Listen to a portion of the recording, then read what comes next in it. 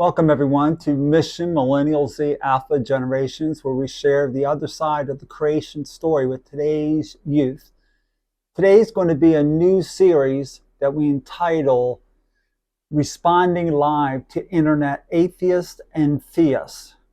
Now, we belong to a number of Facebook groups, and so I get a lot of posts, I read a lot of posts, and daily, like just this morning, I'm going to share with you one that I just read.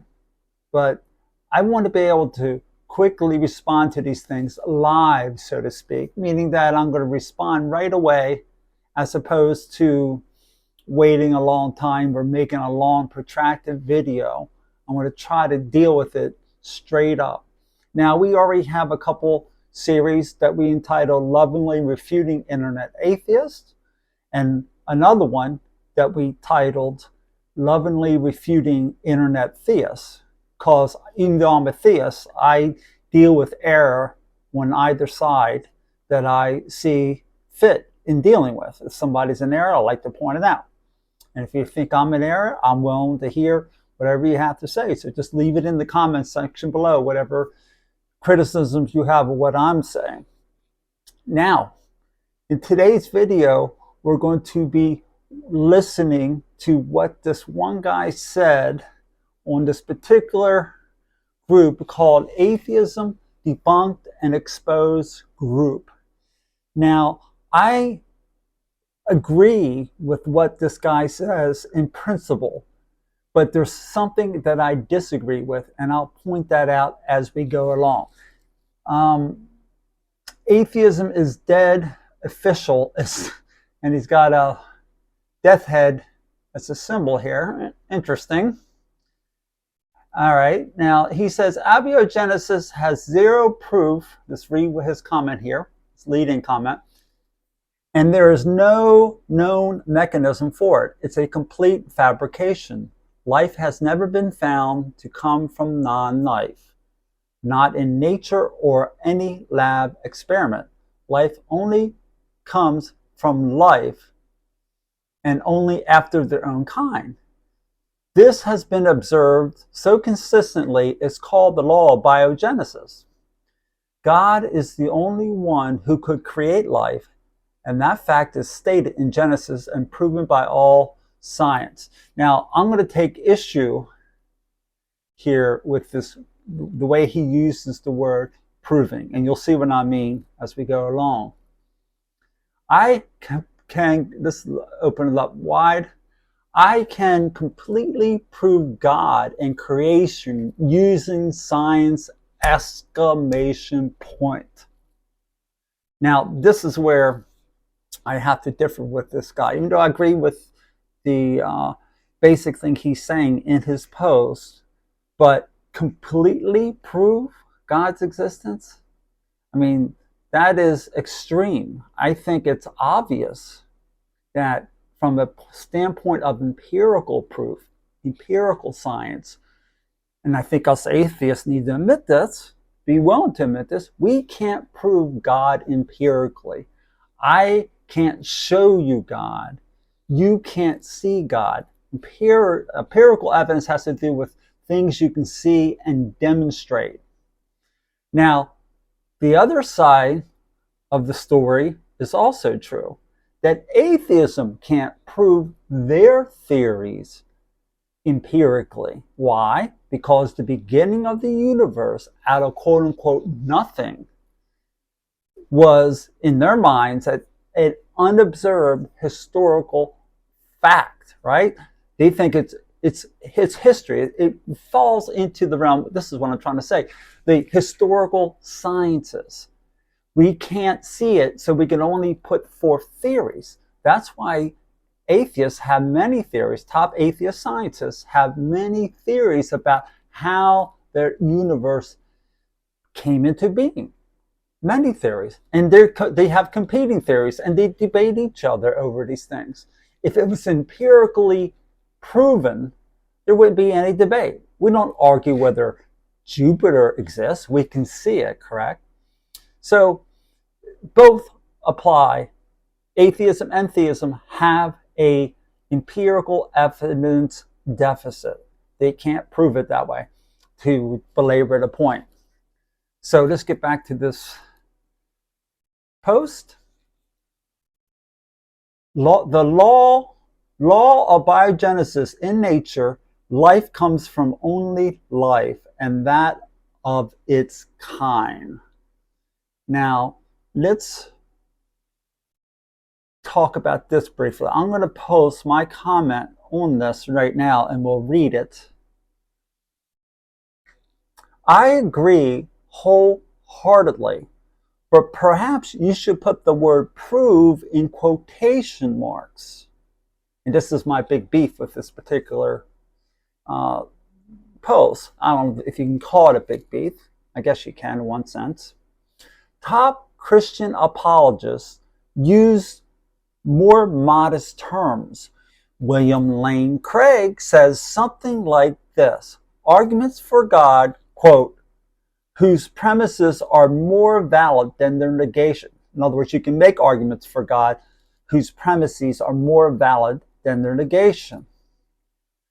Steve Meyer, now, let me just state this about Craig's statement, that the reason why Craig states it this way, to go by his own words, his own testimony, is that he believes that to set the bar low is an easier burden of proof for theists. If you set it too high, it's tough to meet that burden of proof.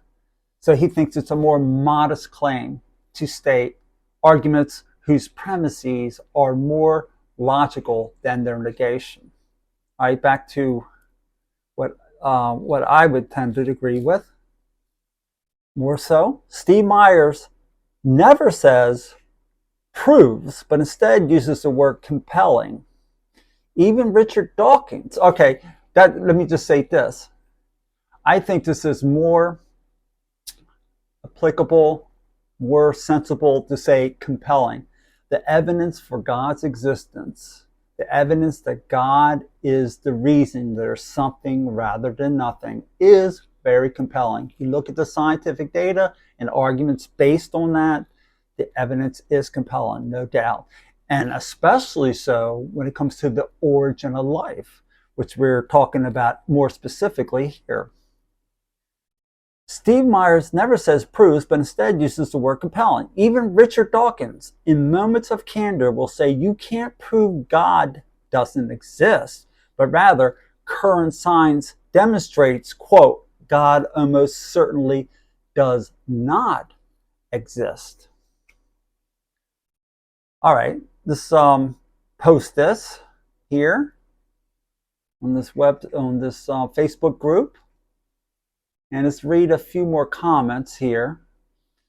Rick Friedman says the law of biogenesis relates to the continuation of life, not the origin of it. Well, here Rick makes a definitional error, and I'll just put wrong. Genesis means beginning of something. And we'll send that to him. And we'll give a thumbs up anyway, for just to keep it at a cordial level. Now, Reuben Hunt, and I want to comment on this, says, but that's not true.